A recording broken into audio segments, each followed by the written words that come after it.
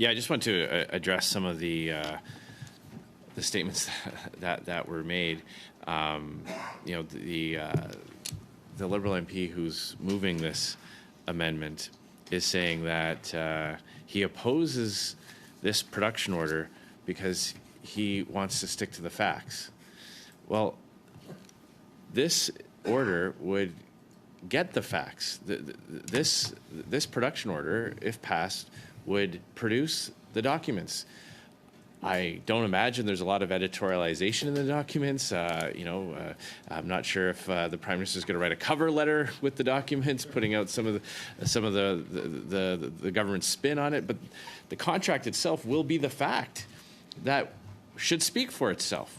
And that's the part that's so puzzling here, is that they're saying there's misinformation out there. Okay, well, what's wrong?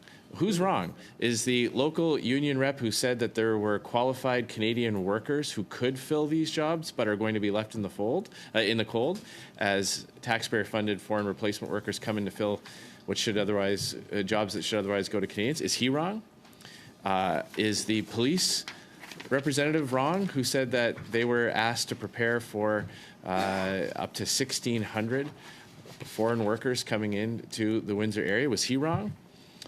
Is the reporter wrong who first cited the number 1,600? Is it closer to 1,200, closer to 2,000? There could very well be some details that are being discussed publicly that could be off the mark. So what better way to ensure that we're all dealing with facts than to get the contract itself, than to see exactly how many jobs the Liberal government guaranteed would go to local Canadian qualified unionized workers, and how many jobs they've allowed the manufacturing company to fill with workers coming overseas. Once we get the contract, once we can see that, then we could have a conversation about whether or not they're letting in too many replacement workers, whether or not Stellantis needs more. Like, we could actually have a discussion based on the facts once we get the contract in front of us. This comparison to the production order that was passed in another committee is totally bogus, because it doesn't count if you can't inform the Canadian people themselves. Basically, what they're doing is they're saying, like they've done, by the way, in many, many other instances, where they say, okay, we'll allow the actual information to be shared with parliamentarians, but we're going to force them to keep it secret. We're going to let them look at the contract, but they can't take notes. They can't talk to anybody else about it. They can't inform Canadians as to where their tax dollars are actually going. Well, that's no way to run a government. Then I'd like to address the idea that somehow sharing this information with the public would somehow be injurious or damage the overall deal. The government chose to make Canadians a shareholder in this deal by signing this contract. If we put ourselves in the shoes of shareholders in the private sector company, let's take Stellantis as an example. We could show up if we own shares in Stellantis, we could show up at an AGM, and we could demand to see the details of the contract. We could demand to know what our board of directors has decided to do with our investment dollars. Well, the same should be.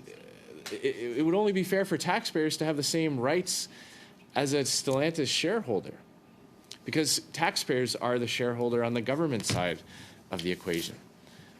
So informing Canadians what has happened with their tax dollar should be just as important as Stellantis shareholders knowing what happened with their investment dollar. And why should the Canadian taxpayer be treated as almost like a second-class shareholder versus what the shareholders in the private sector company have as their rights? Why should Canadian taxpayers have fewer rights to get to the bottom of this decision than Stellantis shareholders have? So that's what Conservatives are fighting here for. We're fighting to get the facts. We're fighting to protect the interests of tax dollars. And if the government is so proud of what they've done, if they're so sure that this is a good deal for Canadians, they're certainly not acting like it. I mean, they're acting like they're embarrassed of this. They're acting like they're afraid of what's going to come to light. So if I were in the shoes of my Liberal counterparts, I would be eager to get this published. In fact, I think my Liberal counterpart actually said that he wanted more Canadians to know about this deal. Well, great. Let's make sure every Canadian knows every aspect of this deal. Let's publish the contract, and let's ensure, this brings me to the actual amendment itself, let's make sure that this motion actually comes to fruition, that it actually gets results. Because we've seen too many examples where there have been orders like this that don't include an enforcement mechanism, and the government just ignores it. We've seen them say things like, we remember with the SNC Lavalin scandal, they said they were going to waive cabinet confidence, they were going to waive attorney-client privilege, but not for cabinet confidences. So we still don't actually know what type of pressure was applied to Jody Wilson-Raybould during that whole scandal, because even in that example, they refused to waive all cabinet confidences. We've seen this with McKinsey production orders. Remember that sordid affair where the government failed to comply with production orders to get to the bottom of McKinsey's role in both government consulting and with its involvement in big pharmaceutical companies and the role they played in causing the opioid crisis. So it seems like there's a lot of agreement. There's a lot of agreement that the facts should come to light. We're all agreed on that. Sounds like Liberals at least pretend they are. They claim they are. They said it. We all agree on that. We should all agree on the important role that committees play as parliamentarians. If we take off our partisan hats, no matter what the order is, once a committee adopts it, we should all agree, even if we voted the wrong way on it, that the will of the committee should be respected. When Parliament exercises its privilege on behalf of Canadians and on behalf of Canadian taxpayers to inform the public as to what has happened with their tax bills, we should all agree on that principle as well. So if we agree that the facts need to be made public, if we agree that the work of parliamentary committees is important, and that when they pass motions and issue instructions and production orders, that those orders should be respected, and if we agree with the important role that Parliament plays in protecting tax dollars and informing the public as to decision making, then I don't really know. This should pass unanimously, unamended. This should be a routine motion. We should have been, talking about this for maybe 5 minutes and then move on with the committee's work, because we all agree on those principles, unless there are some people on the committee who are pretending they agree with those principles, but in reality they're not, because it's just a phony smokescreen for covering up the Prime Minister's error on this.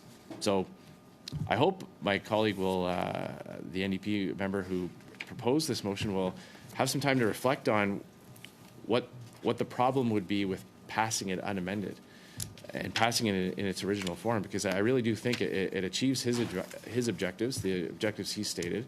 So I know we're coming to the end of the allotted time here. I'm just going to interrupt you with there, colleagues. I'm going to suspend, because I think we're kind of at the end of our rope, so to speak. So we are suspended. We'll continue this at a later time. Thanks, everyone.